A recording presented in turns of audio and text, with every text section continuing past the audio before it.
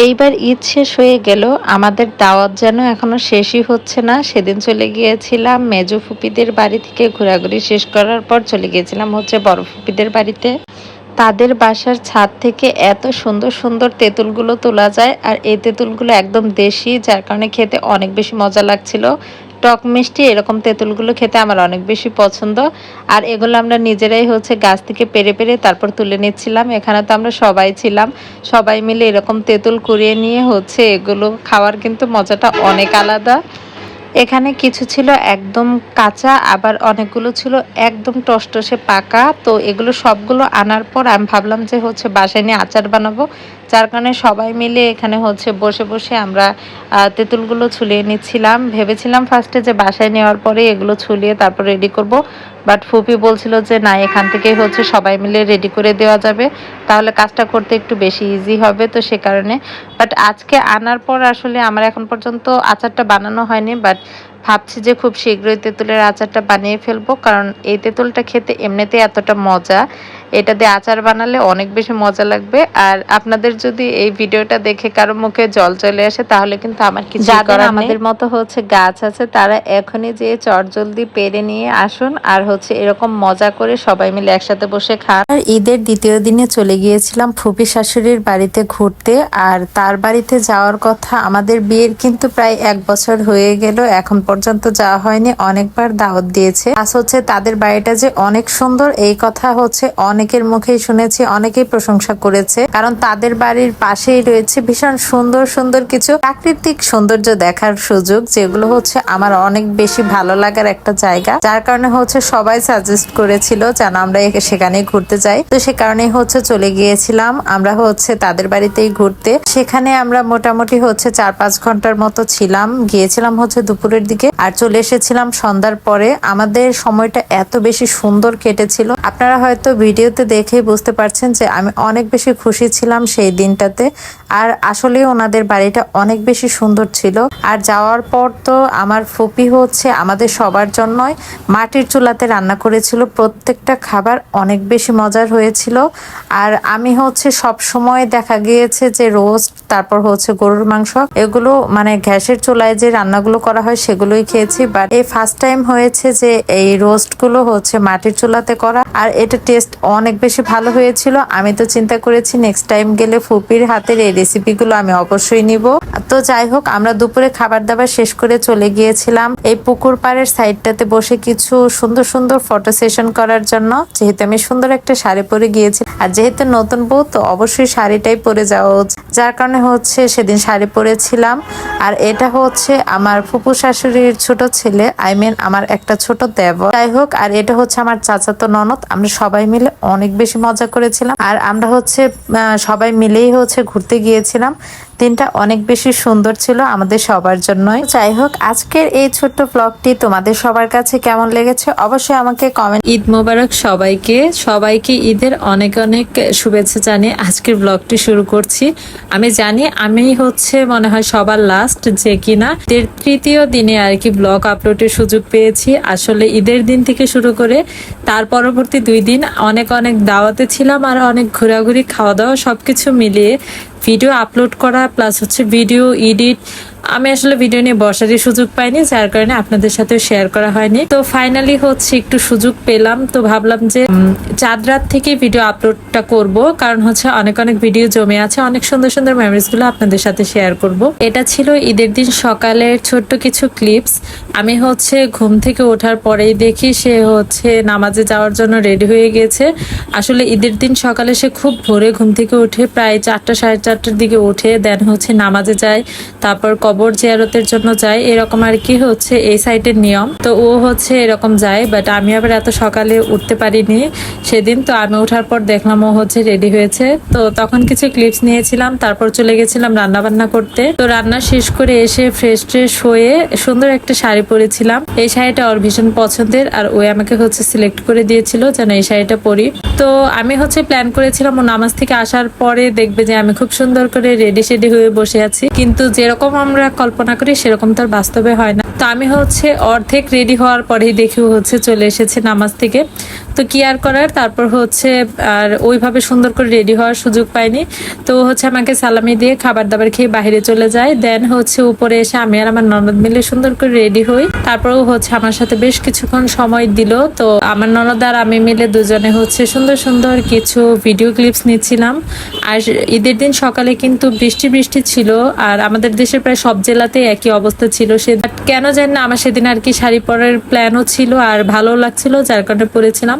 তারপর আমি একটু ঘুমিয়েছিলাম। ঘুম থেকে ওঠার পর আমার ইচ্ছা করছিল বাইরে যেয়ে ফুচকা খেতে, বাট ও বললো যে তুমি বাসায় থাকো, আমি বাহির থেকে এনে দিচ্ছি। তো তারপর হচ্ছে ফুচকা টুচকা খেয়ে অনাস এসেছিল, সবাই মিলে বাইরে ঘুরতে গিয়েছিলাম।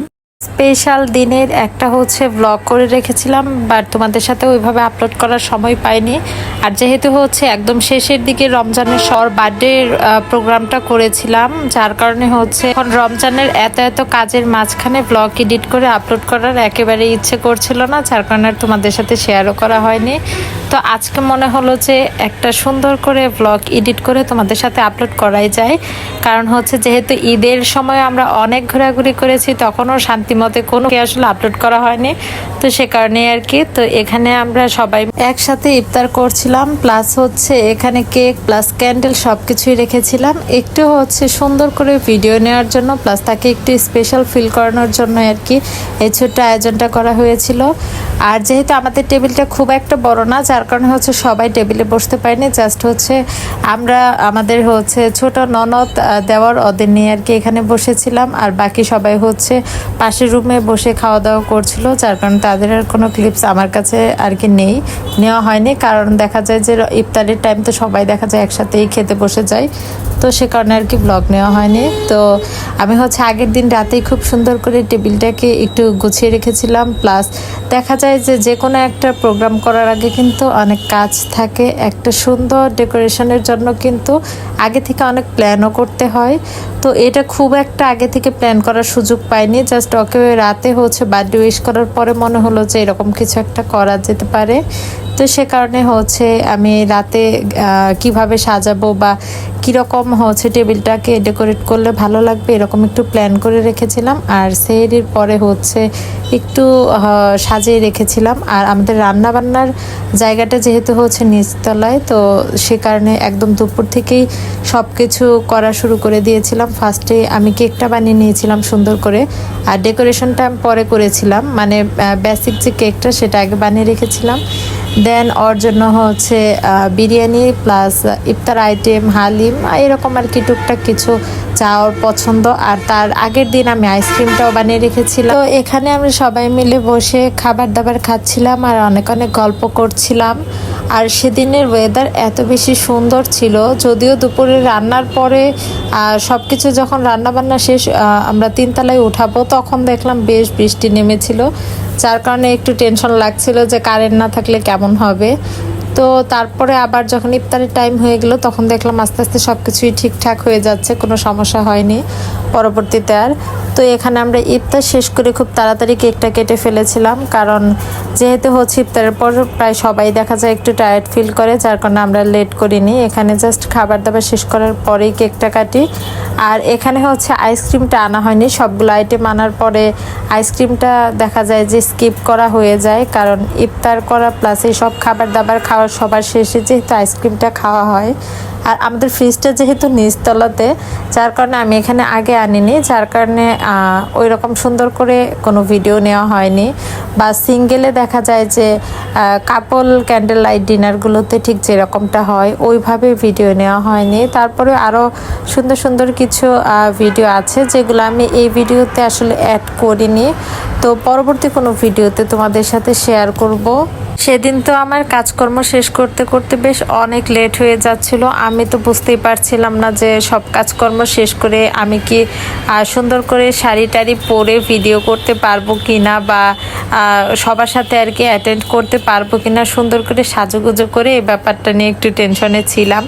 কারণ যেহেতু রান্নাবান্না প্লাস ডেকোরেশন সব কিছু করা হয়ে গেছে, এখন যদি নিজে একটু সুন্দর করে পরিপাটি হয়ে না চলে আসলাম হাজব্যান্ডের একটি বার্থডে স্পেশাল ব্লগ নিয়ে। ব্লগটি যদিও রমজান মাসে করেছিলাম, বাট তখন আসলে সময় স্বল্পতার কারণে ব্লগগুলো আমার আপলোড করা হয়নি।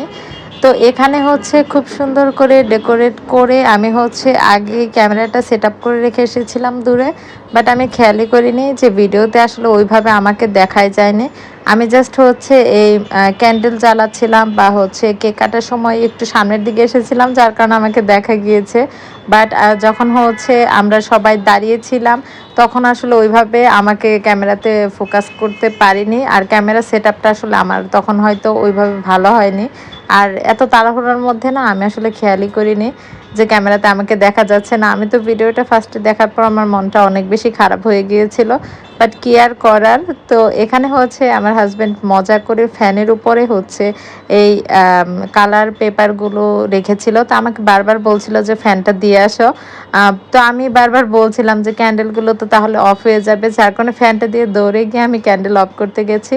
আর এই টাইমে হচ্ছে খুব সুন্দর করে উপর থেকে এই কাগজগুলো পড়েছে, বাট আমি সেই ভিউটা খুব ভালো করে এনজয় করতে পারিনি আর ক্যামেরাতেও ধারণ করতে পারিনি, কারণ ক্যামেরার সামনে যেহেতু আমি যেয়েছিলাম, যার কারণে হচ্ছে ভিডিওটা খুব সুন্দর করে আসলে ক্যাপচার হয়নি।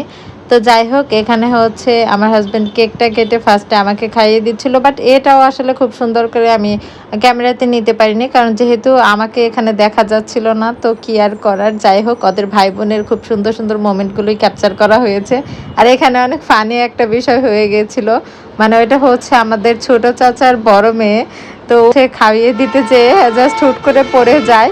আসলে আসলে ব্যাপারটা হয়েছে যে সারাদিন রোজা থাকার পরে সবাই অনেক বেশি টায়ার্ড ছিল, যার কারণে হচ্ছে এই অবস্থা। বাট আমি একটু আমার মধ্যে টায়ার্ডনেসটা কাজ করছিল না, কারণ আমি কিন্তু একদম সারাটা দিন একটানা সেদিন খেটেছি বলা যায়। কিন্তু তারপরেও কেন জানি না ওই দিন আসলে রোজা এরকম ফিল করতে পারিনি বা দুর্বলতাও কাজ করেনি। আসলে যখন কোনো কিছু নিয়ে প্ল্যান করি আসলে আমি হচ্ছে আগে থেকে আল্লাহকে বলে রাখি যেন হচ্ছে ওইভাবেই আমি সারাটা দিন এনার্জি পাই। তো সে কারণে আর কি যখন কোনো কিছু আগে থেকে প্ল্যান করে রাখি সেরকম কোনো আসলে প্রবলেম ক্রিয়েট হয় না। তো সব কিছু মিলে আমাদের দিনটা অনেক সুন্দর কেটেছিল। সরি, দিন তো না, আমাদের সন্ধ্যাটা অনেক সুন্দর কেটেছিল আর সবাই মিলে অনেক বেশি এনজয় করেছিলাম। আর এখানে হচ্ছে আমি ওদের খুব সুন্দর করে কেকগুলো ফ্রিজে দিলাম, বাট হচ্ছে ওরা সবাই বলছিল যে থাক, এত কষ্ট করার কোনো প্রয়োজন নেই, আমাদেরকে হাতেই দিয়ে দেন, আমরা এভাবেই খেয়ে নিচ্ছি। তো সে কারণে হচ্ছে আমি ওদেরকে দিচ্ছিলাম আর কি বলে যেন অনেক মজা করছিলাম সবাই মিলে। তো যাই হোক, দেখতে দেখতে ভিডিওটির একদম শেষ। এটা ছিল আমার হাজব্যান্ডের বার্থডে স্পেশাল একটা ব্লগ। আমি হচ্ছে খুব সুন্দর করে তার জন্য এই টেবিলটাকে সাজিয়েছিলাম, বাট আমার হয় কি রান্নাবান্না সব কিছু খুব সুন্দর করে শেষ করতে পারলেও ডেকোরেশনের টাইমটা আসলে ওইভাবে থাকে না, যার কারণে আমি আর কোনো রিস্ক নিতে চাইনি।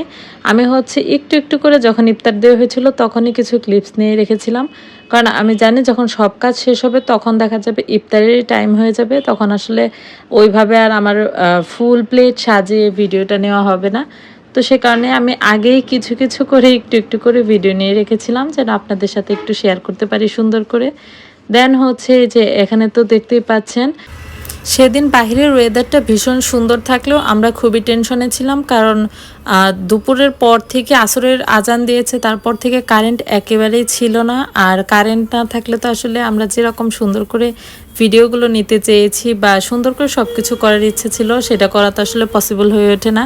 তবে ওয়েদার অনেক বেশি সুন্দর ছিল আর ইফতারের আগ দিয়ে কারেন্টেও কোনো ধরনের প্রবলেম করেনি, যার কারণে আমরা এই ভিডিওগুলো সুন্দর করে নিতে পেরেছিলাম। আর দেখা যায় কি সারাদিন যেমন তেমনভাবে কাজকর্ম করে শেষ করতে পারলেও এই লাস্টের দিকে এসে কিন্তু সব কিছু ম্যানেজ করাটা একটু কষ্ট হয়ে যায়। তো যাই হোক, ফাইনালি কিন্তু আমরা সব কাজকর্ম শেষ করে ঠিক টাইমে আর কি ইফতারটা করতে পেরেছিলাম।